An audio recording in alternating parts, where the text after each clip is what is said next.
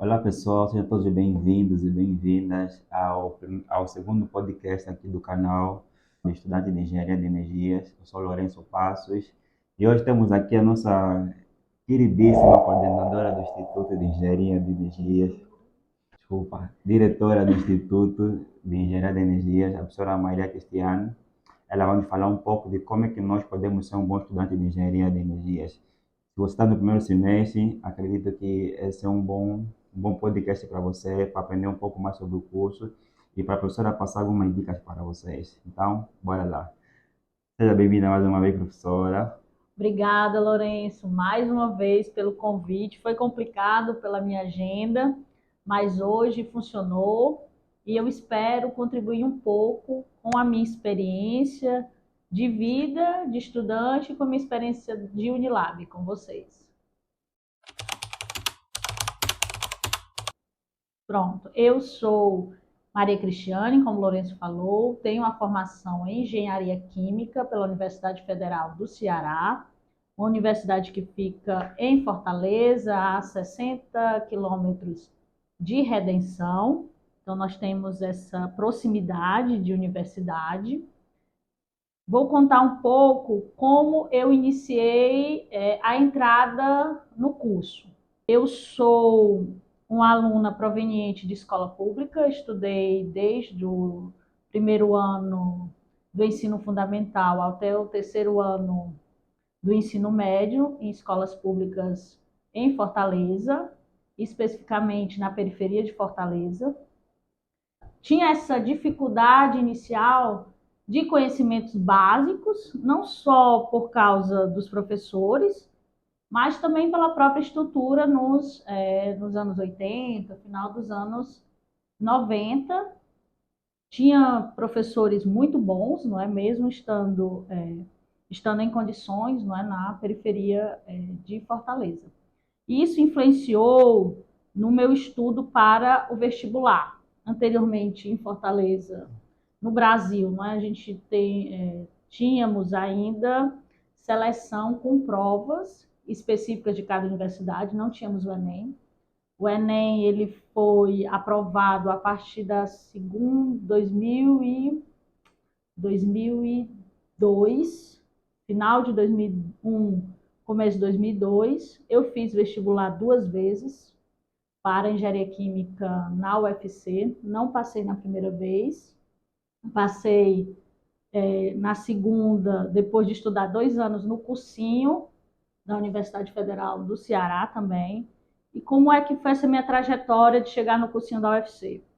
Eu estudava no colégio Liceu do Ceará, no Jacarecanga, perto do centro de Fortaleza, e os melhores alunos do terceiro ano do Liceu do Ceará foram escolhidos para estudar no cursinho da UFC à noite. Então, eu estudava de manhã e à noite eu fui selecionada pelo colégio, foram selecionados, acredito que 10 alunos, nós tínhamos ao todo no liceu 3.000 alunos, eu estudava de manhã, tinha 1.000 alunos, tinham 10 turmas do terceiro ano. Então, cada turma foram escolhidos alguns alunos e conseguimos essa bolsa para estudar no cursinho, que na época era pago, era 10% do salário mínimo. Então, já era um cursinho para baixa renda, mas fizeram ainda com essa gratuidade. Eu lembro muito bem quando eu recebi esse, digamos, prêmio, não é, do colégio. Eu liguei para minha família, para minha tia, que me ajudava na época, e perguntei: tia, eu posso fazer o cursinho? Por quê? Por causa do dinheiro da passagem, Uhum. o dinheiro da passagem de ônibus. Então, já tinha dinheiro da passagem de ônibus para ir para o colégio de manhã e tinha que saber se eu teria condições de ter passagem de ônibus. Por quê? Na época não tinha auxílios no colégio.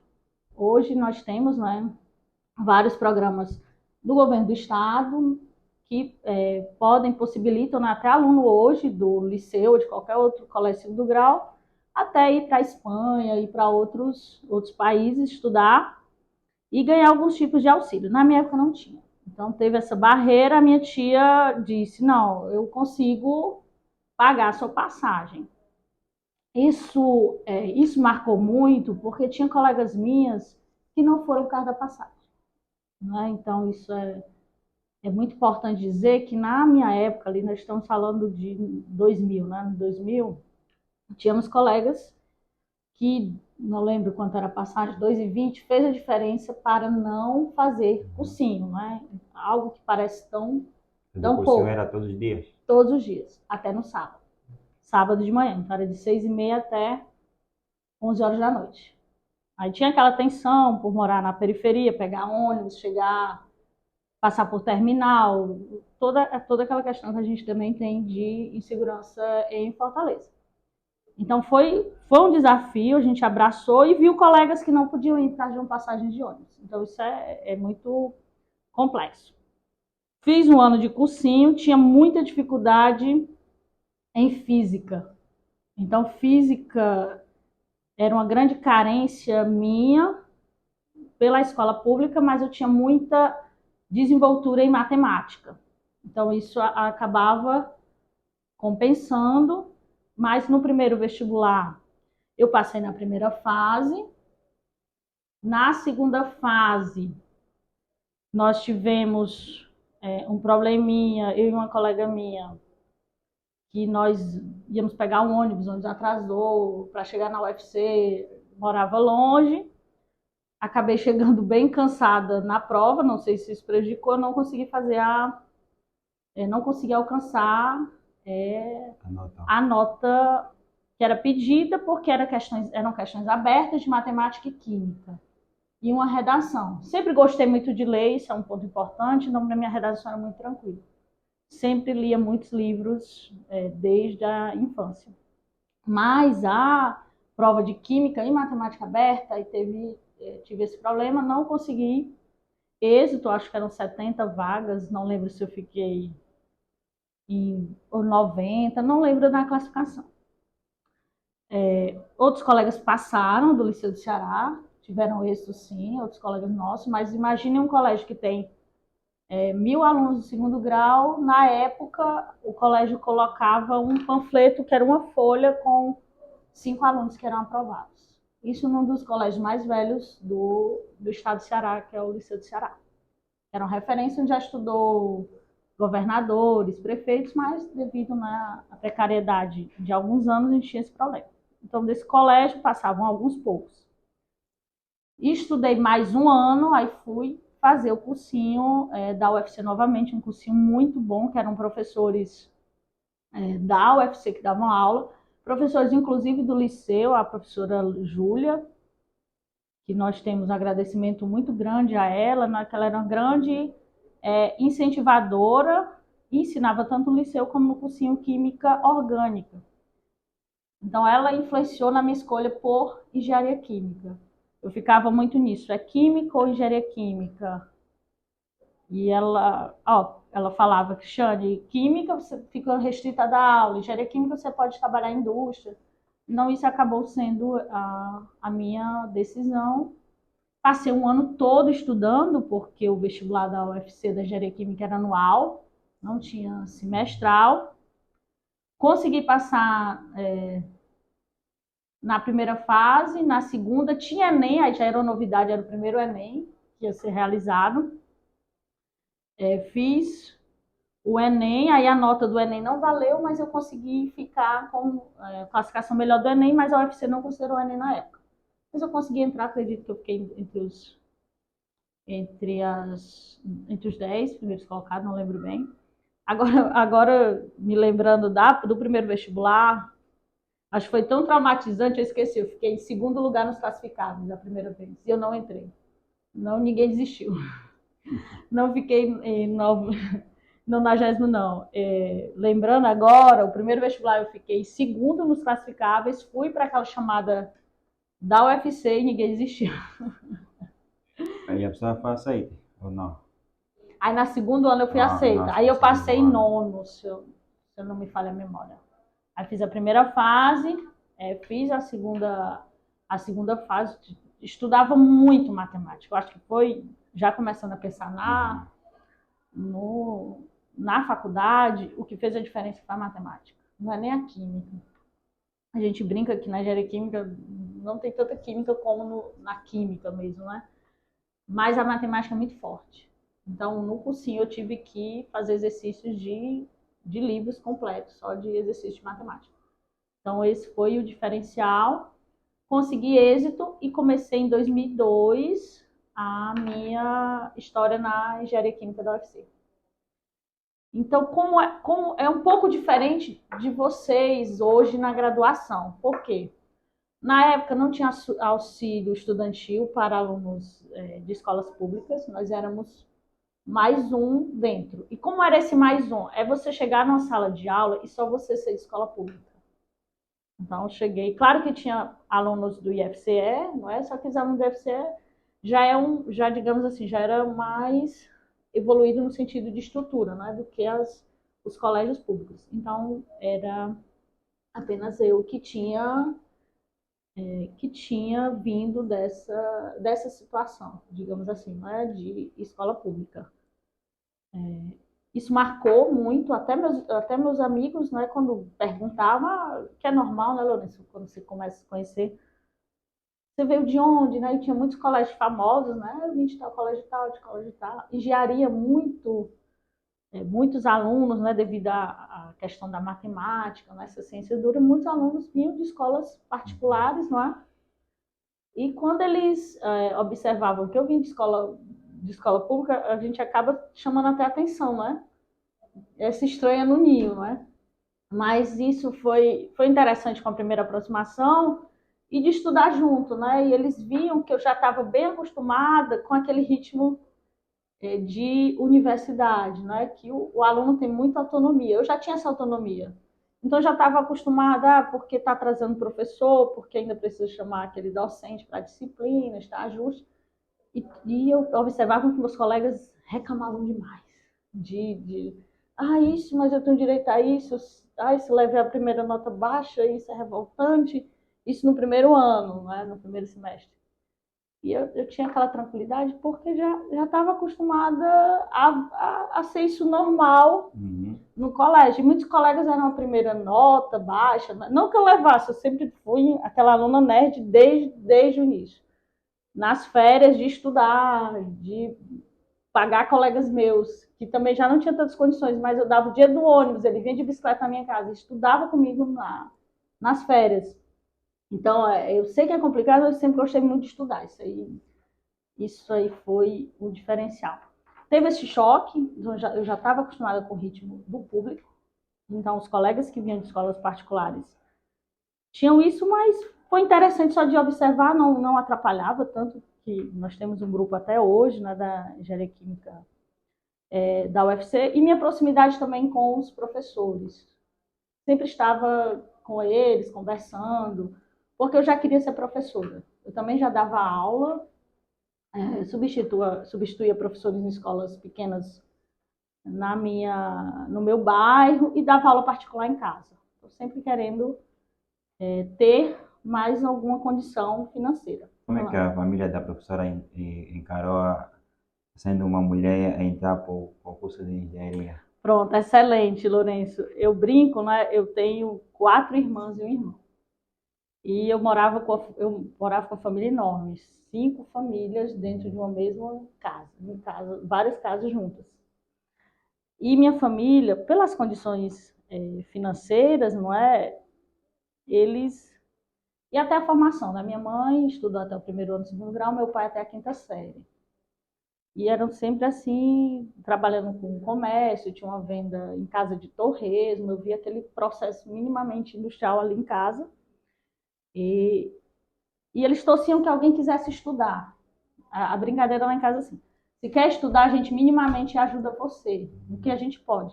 Se não quer estudar, vai trabalhar. Tinha essa divisão na minha família. Então, ninguém conhecia muito, ninguém tinha ido para a faculdade. Eu fui a primeira a ir para a faculdade na minha família, de 50 pessoas que estavam ali. Então, a alegria passou no vestibular, não era lá na minha família saber que eu fizesse apoiar. Então, não tinha... Independentemente do curso. Ninguém está lá em casa. Não é nem por maldade, é porque a vida é tão dura, né? Tanto trabalho, ninguém ela está estudando, ela gosta de estudar. A Cristiane gosta de estudar. Deixa ela estudar. Tanto que os afazeres domésticos eu não fazia muito, porque eu não deixa ela estudar. Então, assim, queriam que passasse para, poxa, qualquer curso que fizer universidade, primeira da família a fazer universidade, então para eles já era já ótimo. Então ninguém entendia muito o que eu ia fazer. Passou por muito tempo isso, né? Assim, sem entender muito o que eu ia fazer. E na universidade eu também tive o choque, né, com a física, de os conceitos, né? Algo a gente sabe, né? A gente tem um choque da matemática, da física, mas por incrível que pareça, a disciplina que eu achei mais complicada foi desenho. Desenho. Engraçado, né? Engraçado. Tô me preocupado com cálculo. Você estava preocupada com isso? E eu com desenho, porque não era na UFC, não tinha, ainda estava chegando a parte de programação, computador, e a gente ainda era na prancha e desenho mesmo, perspectiva, fazia ainda as linhas, né? E aquilo para mim era, o trato fino ainda era muito complicado. Então eu tinha medo de reprovar desenho do que eu tinha medo de reprovar em cálculo ou em física. Porque eu entendi assim, o cálculo e a física, eu estudando, eu lendo, fazendo exercício, eu sempre tive essa minha motivação. Não vou conseguir, a autonomia sempre foi muito forte em mim. Não, vou pegar esse livro aqui, eu vou fazer. Vou tentar. Tive muita ajuda também do meu esposo, que era meu namorado na época. Ele já tinha passado um ano antes de mim na Universidade Estadual do Ceará em computação. Ele ficou nos classificados também, veio do liceu, mesma situação, periferia. E ele já tinha feito cálculo e física, então ele me ensinava. É como é que funcionava? Eu levava a lista para ele, ele me ensinava a fazer, eu ensinava meus colegas. Então eu ia para a lousa, ensinava eles fazerem a lista. Aí a brincadeira, olha, a Cris ensina a gente. Aí foi fazer, vamos fazer uma placa pro namorado dela que ele ensina de tabela. Essa brincadeira fez com que eu gostasse mais ainda da atividade de ensinar.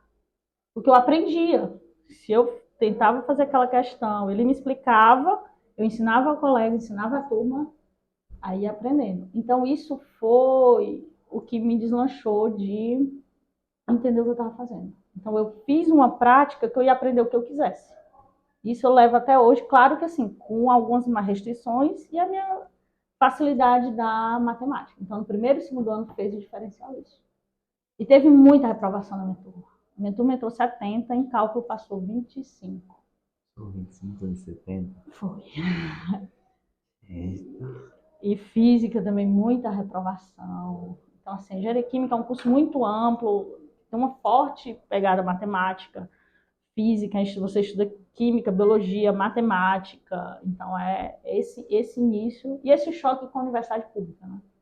Então, a autonomia eu sempre desenvolvi desde o início, mas muito complicado, tinha que estudar, chegar à faculdade, estudar sempre no laboratório, consegui logo uma bolsa de laboratório, acredito que no começo do segundo ano, para complementar. Tinha que ter dinheiro para me manter, né? E era um pouco diferente na minha época, né? Eu estou tão velha que estou dizendo da minha época. Se você reprovasse uma disciplina, você perdia a bolsa. Eu não existia essa possibilidade para mim. Não existia. Claro que eu tinha o meu contexto, né? Se eu perdesse a bolsa, eu não ia para a faculdade. Porque ele já estava me ajudando a me manter. Então, isso também era mais digamos, uma motivação, né? Mais uma motivação. Como é que foi a pessoa sair da engenharia química para vir para aqui na engenharia de energia? Pronto, como é que foi? É bem interessante a minha história. Eu terminei engenharia química em 2006 e desde criança eu queria, não, eu tenho que estudar, trabalhar sempre. Eu brinco, criança, o pessoal, não, quero casar, não, eu queria trabalhar. Porque via as condições, né? Trabalhar, ganhar seu dinheiro. E eu quero morar em São Paulo. Tinha isso. Sei que influência da televisão. Quando eu terminei, eu tentei 5 mestrados. Eu tentei Rio Grande do Norte, São Paulo, Rio, INPE. Aí eu fui, acho que era o INPE mesmo, aquela de combustão do... Era. Passei em todos, só que aí de novo a condição financeira bateu. Aí passei na Unicamp, na UFSCar, vários. Na época, engenharia química era só currículo. Tinha trabalhado muito na graduação, pesquisa, publicava muito, dormia no laboratório, então vivia mesmo a graduação e a universidade. Era rato de laboratório. Estava no laboratório, agradeço aos meus professores, né, que davam esse apoio, sim, né, para a gente. E cheguei para vários professores meus que vieram à UFC, tem professores fantásticos que vieram da Unicamp, da UFSCar, da UFRJ, e perguntei, entre esses, vocês escolheriam qual qual universidade para ter um renome no currículo? Já pensava nisso que eu queria ser professora. Unicamp. Só que me balançou muito o INPE. Por quê? Porque lá era muito complicado. Eu recebi uma cartinha do INPE, eu fui a única mulher a passar entre 10 estudantes do mestrado em engenharia química lá. Aí aquilo me pegou. Poxa, eu estou entre os 10 para uma pós-graduação com renome no Brasil. Então, eu fiquei Unicamp e INPE. Só que o INPE tinha um problema. Você passar 2 meses no curso de verão sem ganhar. Não sei se ganhava um auxílio, mas depois, se você reprovasse, você tinha que voltar para casa. Aí tinha que pagar passagem, várias coisas. Aí eu não posso.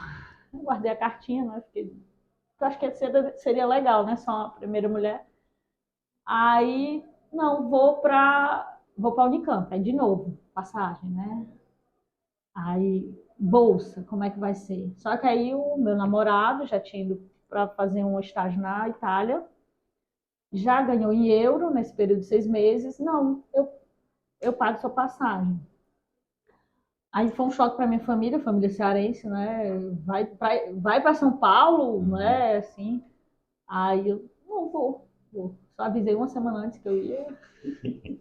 Teve um choque, né? Todos chorando, né? Pegar avião. Aí fui para a Unicamp. Na primeira semana eu disse que eu estou fazendo aqui. Eu disse o que eu estou fazendo aqui sozinha, morando na República, vocês sabem bem, né? Não quero nem falar, vocês vêm de outro país, né? Eu estava vindo só de outro estado, né?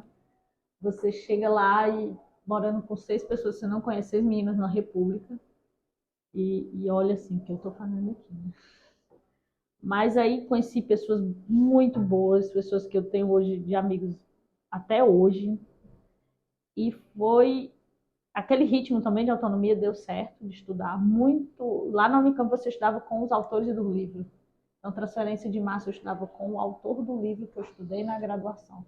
Então, realmente, a Unicamp dá esse peso porque ela possibilita. E tudo é possível lá. Estrutura de laboratório, pesquisadores, publicações muito mais rápidas.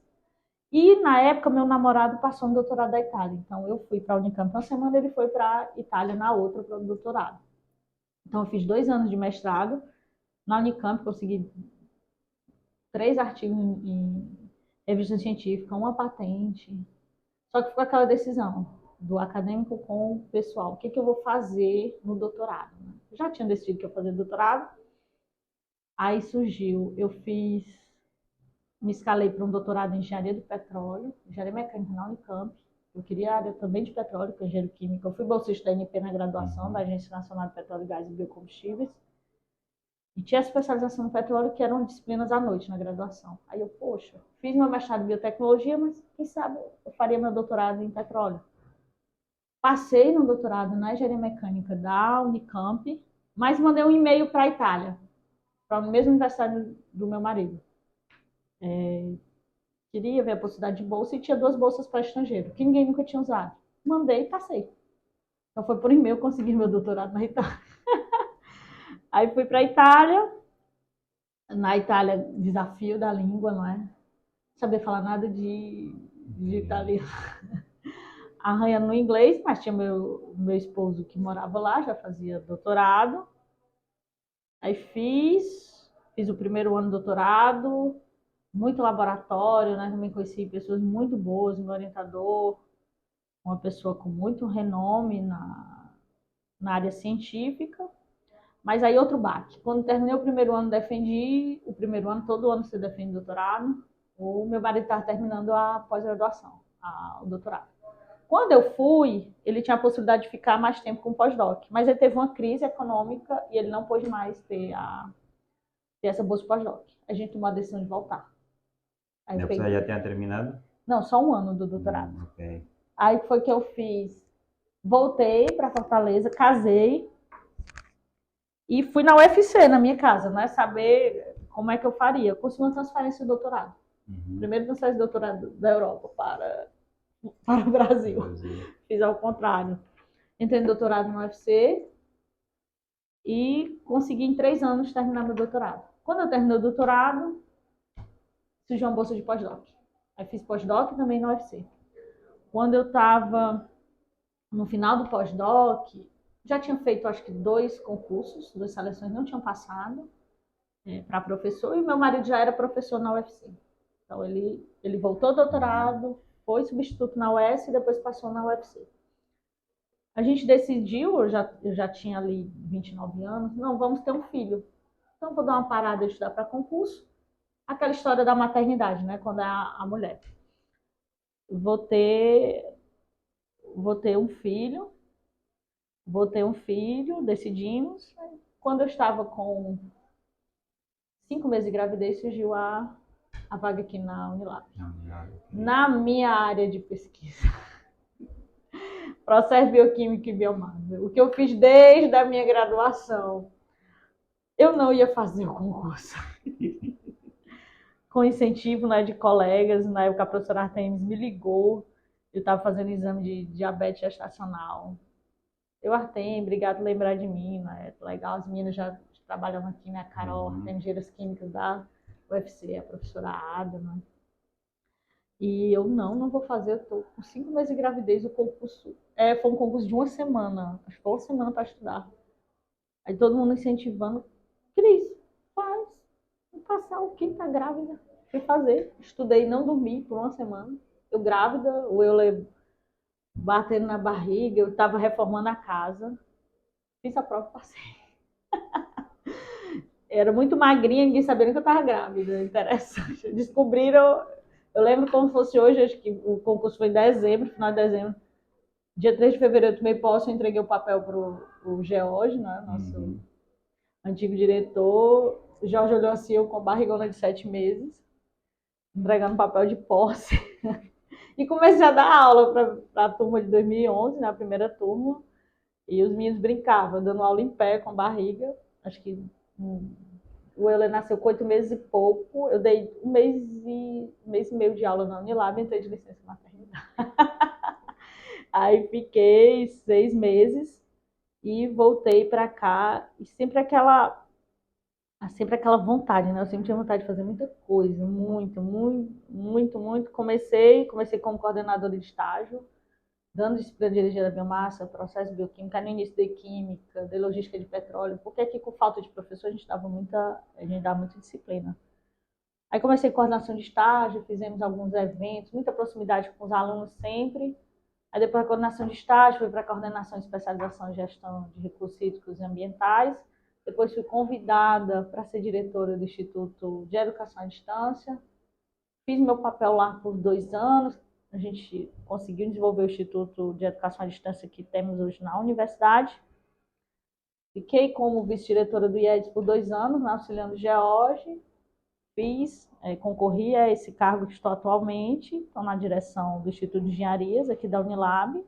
E hoje nós temos 3 cursos, um EAD institucional, Engenharia de Energia, Engenharia de Computação e Licenciatura em Computação EAD, 2 pós-graduações, Energia e Ambiente, nível de mestrado e Sociobiodiversidade e Desenvolvimento Sustentável, e uma especialização em Gestão de Recursos Hídricos e Ambientais, EAD. Então, nunca quis ficar muito quieta e sempre estudando, né? Quem é meu aluno sabe, a gente tem essa vontade, é um desafio, né? Claro, de vir todos esses players grandes, né, de universidade mas a Unilab é muito diferente, é impressionante, né, a troca cultural que nós temos, né.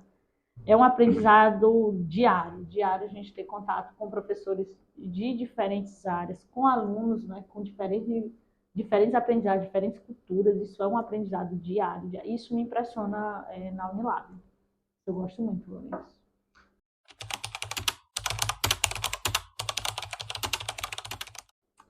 Pronto, eu estou há quase 10 anos na Unilab, então acompanhei a primeira turma. A primeira turma estava terminando, estava fazendo engenharia biomassa comigo, acho que estava no 4º ano. E era muito incerto, né? 10 anos atrás, o curso de engenharia de energias. Era um curso que ainda não estava não está consolidado no Brasil. É um curso que é muito diferente. Quando você vai para um curso de engenharia química, engenharia civil, só tem engenheiro químico, só tem engenheiro civil. Engenharia mecânica, só tem engenheiro mecânico. Até as disciplinas básicas, matemática, física, é de outro instituto. O aluno faz e volta para seu instituto. Quando a gente pega um curso de engenharia de energias, que tem matemáticos, físicos, químicos, engenheiros eletricistas, engenheiros químicos, engenheiros mecânicos, engenheiros civis, engenheiros de materiais, engenheiros mecatrônicos, Tem tudo aqui. tem tudo num curso fantástico, mas um curso ao mesmo tempo muito difícil. Porque eu dessa área de processos bioquímicos, engenharia química, aí tem uma ala do curso que é engenharia química, uma ala grande do curso que é engenharia elétrica, né? Uma ala que é de materiais, isso confunde muito o aluno, não é? E o nosso público também é diferente. Aqui, por que eu me sinto em casa tão à vontade? Porque sou eu me vejo em todos vocês. É muito, como eu falei no início, eu era a aluna de escola pública na UFC. Aqui, não é todo mundo veio de alguma situação, Exato. não é? Situação pública, vulnerabilidade. Então, eu me achei, eu disse, gente, eu tô comigo, né? Assim, estou ensinando as várias cristianes, né? Só que isso é um desafio grande, né? Porque aí a instituição ela tem que ir muito junto desses grandes desafios, né? Então, realmente hoje que eu observei e no início que vai se propagando hoje é o básico, né? E parecendo como história, é aquela matemática, é aquela física, é aquela química, é aquela biologia. E quando é uma Cristiane, ela consegue resolver sozinha, ou tem alguma coisa de autonomia, e aquele contexto dela, que ela foi lá, né, com muito mais dificuldade, né, abrir mão de muita coisa, não é? Durante a graduação não é fácil você estar full time e estudando, né, e hoje é outra geração, né? Vocês têm outras coisas para fazer, abrir mão de muita coisa. E hoje abre mão, claro, né? Mas vocês têm mais possibilidades. Não precisava, não é, ter toda aquela dificuldade. Então eu vejo hoje o básico e a dificuldade de ser um curso muito geral, né? Então estamos discutindo muito isso, né? Como instituição. Entre engenharia de energia e engenharia elétrica, as pessoas pensam que é a mesma coisa. Isso, aí o engenheiro elétrico, eu sempre falo isso, né? O engenheiro elétrico, por exemplo, formado em qualquer universidade, ele não vê biodiesel, ele não vê etanol, ele não vê petróleo, não vê biomassa, não vê o que vocês têm esse acesso. Então é uma formação com certeza muito mais ampla. E também tem coisa específica da elétrica que vocês não têm disponível. Tanto que o ENAD é uma dificuldade, né? ENAD a gente é avaliado em engenharia elétrica, mas estamos em engenharia de energias. Então é um curso muito diferenciado. Então, inicialmente, os primeiros que saíram daqui, os egressos, tinham mais dificuldade, agora está melhorando. A gente está conseguindo ter mais sustentabilidade. Mas é uma discussão, Lourenço, realmente de curso, direção, universidade, para a gente ver o que consegue. Né? Hoje também é ferramenta computacional, como organizar melhor esses níveis. A gente tem tentado trabalhar bastante nisso. Mas é muito esforçado. Eu acho assim que estamos conseguindo muito. Ainda precisamos melhorar, não é? Mas essa relação aluno-professor, autonomia, precisamos de mais projetos de extensão, né? Também para trabalhar isso, né? Esse abraçar, né? É um problema de todos, não é a solução de todos. Não é mais um problema isolado, como a Cristiane, agora é um curso, né? Universidade. E você, Lourenço, o que acha que é? É o básico ou já vai no. Não, eu particularmente eu acho que por ser realmente o nosso curso é muito difícil. Isso que a pessoa disse, Tudo é por ter difícil. tantas coisas ao mesmo tempo que a gente fica perdido. A gente sabe se vai seguir o quê, porque há muitos estudantes aqui, depois que acabam a engenharia de energias, muitos se inclinam para a parte da elétrica. Muitos mesmo. Porque acham que o nosso curso é mais para elétrica, quando na verdade é tanta coisa que você fica perdido, não sabe onde é que você vai. Tem um grupo indo para pós na engenharia química, né? Tem até indo para engenharia mecânica. É bem complexo. Mas a gente é um clichê, né? Mas É o custo do futuro. É o profissional que o mercado precisa, mas ainda não compreendeu. Porque uma empresa grande de energia, ela vai investir em várias energias, né? E hoje está ligado, né? Se a gente pegar o caso do hidrogênio no Ceará, a gente tem eólica e hidrogênio. Aí quem vai saber os dois? Vocês, né? Uhum. Quem é da elétrica vai saber a parte de eólica. Quem é da engenharia química vai saber do hidrogênio. Vocês não, vocês vão saber conectar as duas energias. Pode ser que esteja surgindo, né, outros nichos, mas nós não somos aquela tradicional engenharia, realmente. Agora temos, né, não é tradicional engenharia, que a engenharia da computação também é nova, né, mas agora estamos com essa engenharia da computação, licenciatura em computação e planejamento de outras engenharias. Mas assim, independente, claro que tem mais dificuldade, mas a base sólida da engenharia, ela ajuda em qualquer profissão, em qualquer ramo que o estudante for. O estudante de engenharia, ele também é treinado para ser um gestor, né? Então a gente só percebe isso quando sai do curso, sai para o mercado. E nós estamos tendo muito bons resultados mesmo, até dos países, né, de origem, que os alunos retornam, estão em cargos, né, posições muito importantes até dentro do governo, com empresas. E o empreendedorismo também dos nossos estudantes é crescente. Vários têm empresas de energia solar, por exemplo. E estão trabalhando até em hospitais. A gente tem engenheiros aqui de energias que passaram em concurso hospital e outras empresas maiores.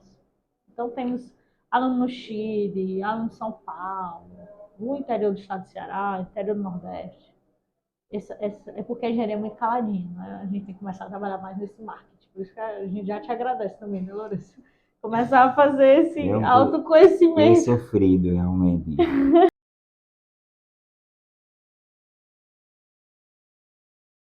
Os alunos que estão entrando agora, né? O que Entrando. entrando agora para a universidade, para o curso de engenharia de energia, não só para engenharia de energia, mas para outro curso de engenharia. O que eles têm que ter como base para serem bons estudantes? Pronto, ótimo. Eu tinha essa dúvida.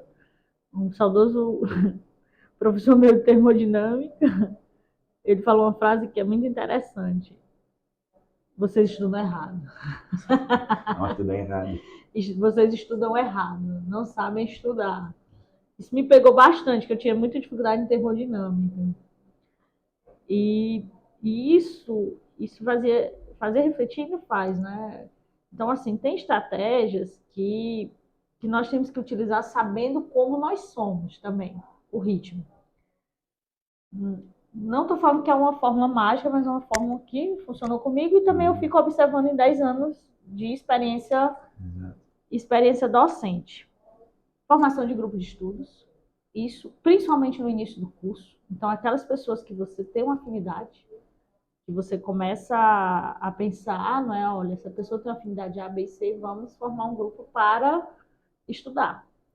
Essa é a primeira coisa. Saber dentro desse grupo qual é a habilidade maior de cada um. Esse sabe mais matemática, esse sabe mais física, esse sabe mais química. Então, esse vai ficar responsável por resolver tal lista. Esse vai ficar responsável e ensinar o outro. Então, isso funcionou muito bem na minha graduação. Então, sempre tentar também ver ali quem tem mais facilidade em qualquer dessa disciplina e nem que seja, não é que precisa ser amigo, mas ter essa proximidade que aquela pessoa possa ajudar a turma em alguma maneira. Uma monitoria interna. Isso é o primeiro ponto. A aula. Tem que prestar atenção na aula.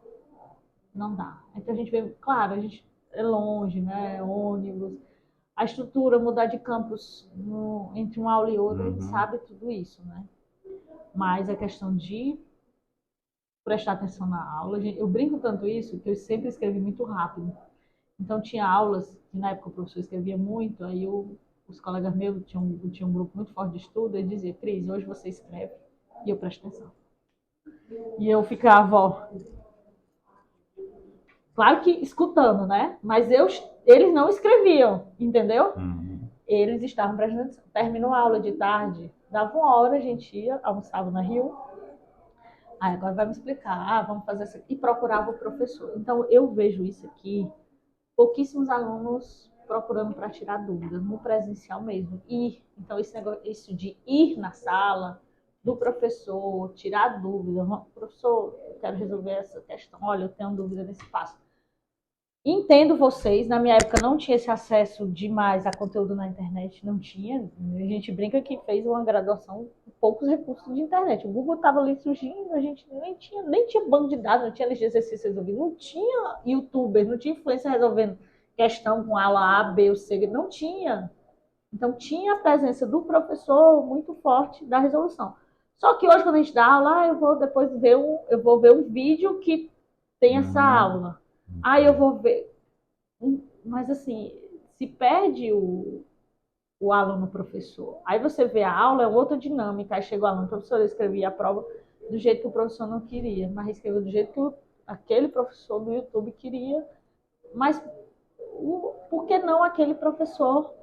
Então, assim, isso eu vejo aqui na Unilab. Poucos formação de grupo de estudo, muito, muito individual. Todo mundo. Eu vejo muito, muito. Tanto que eu tento incentivar dentro da aula a formação de grupos. Agora eu estou incentivando desde o início. Ontem eu fiz uma dinâmica de telefone sem fio. Fazia um conceito, um aluno falava no ouvido do outro até o último. Isso é interessante, né? Essas didáticas também que a gente vai percebendo. Então tem que aproximar mais as pessoas que fazem isso. E autonomia de estudo. Ah, professora, mas isso. Pegar o livro, vocês têm um problema também de tempo de estudo. Não é querer começar a estudar uma disciplina, passar 3 horas sentado, não. 10 minutos, 15 minutos no outro dia, 20 minutos no outro dia. E realmente ter atenção. Claro que a gente sabe de N situações aqui, não é? Moro numa república, muita gente. O apartamento é quente, não é? Isso. Ah, na universidade eu não tenho.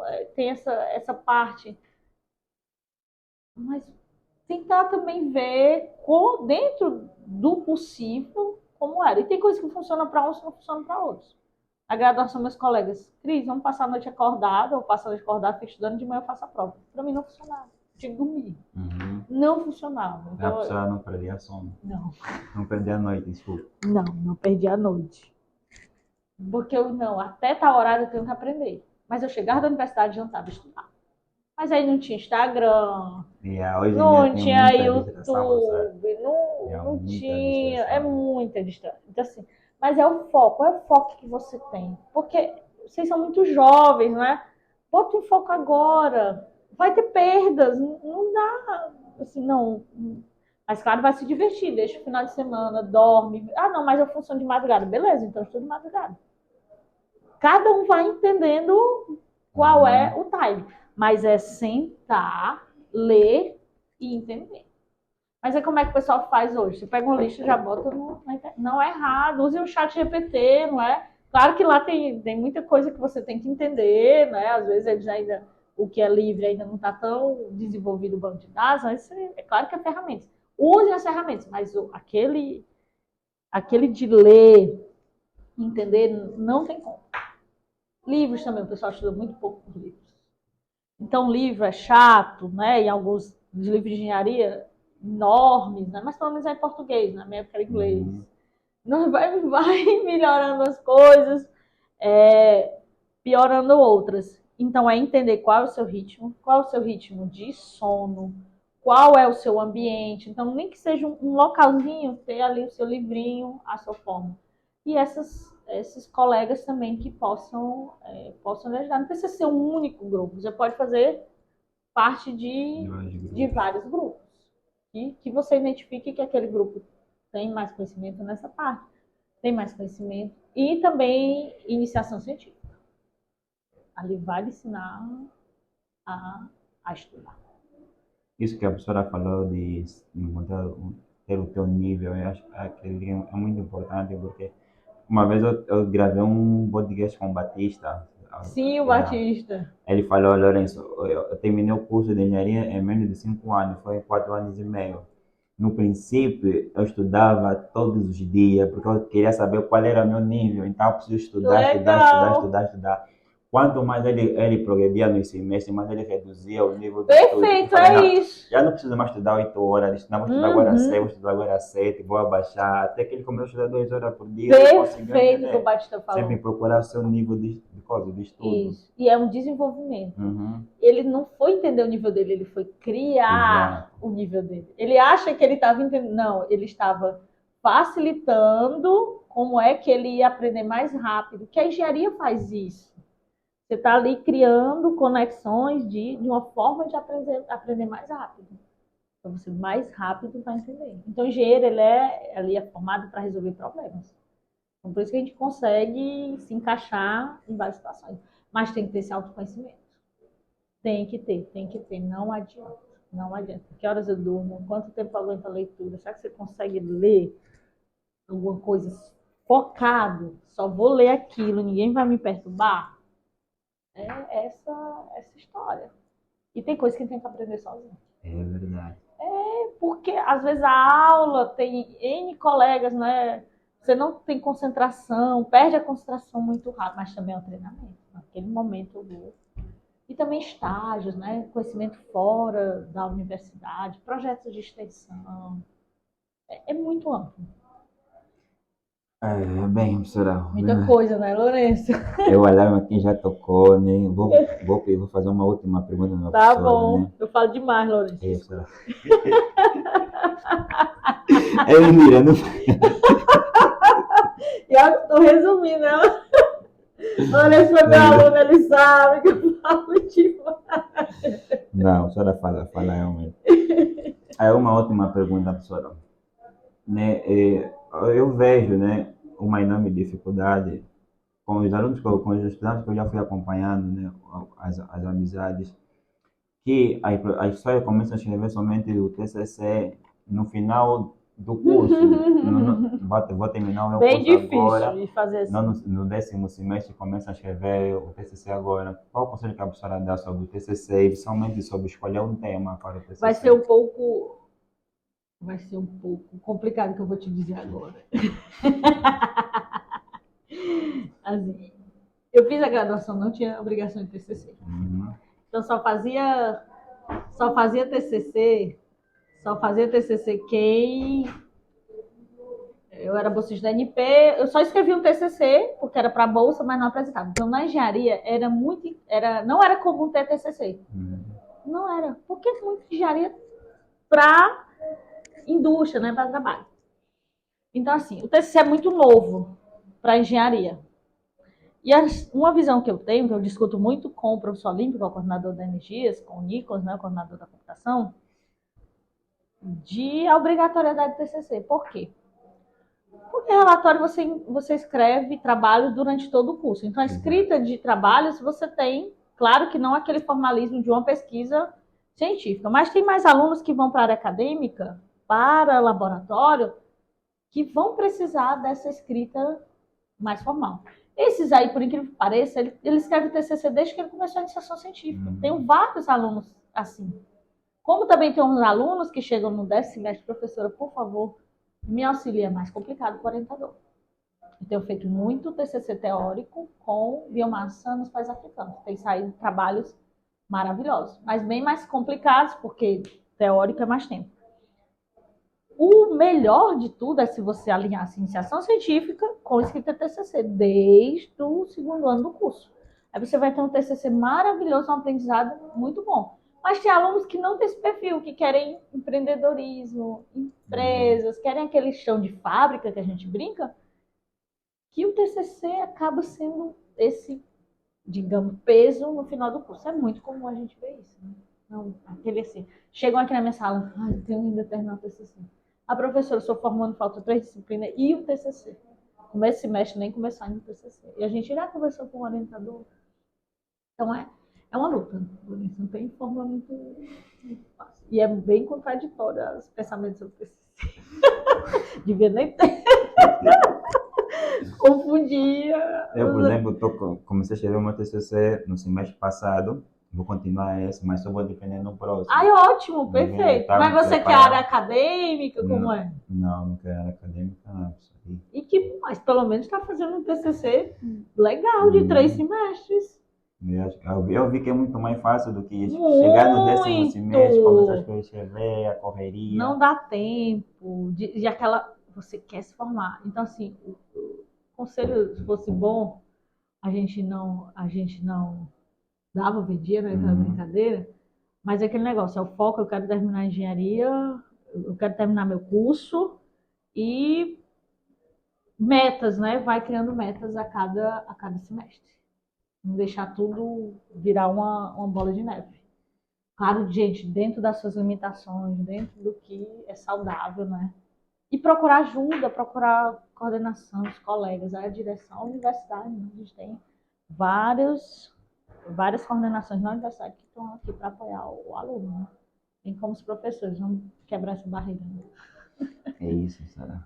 Muito Ah, obrigado, obrigada, professora, Lourenço. Faz por tempo que a essa gente queria essa entrevista. conversa. Vamos ter mais, vamos ter mais, Vamos, a gente pode futuramente. fazer vários temas específicos, legal.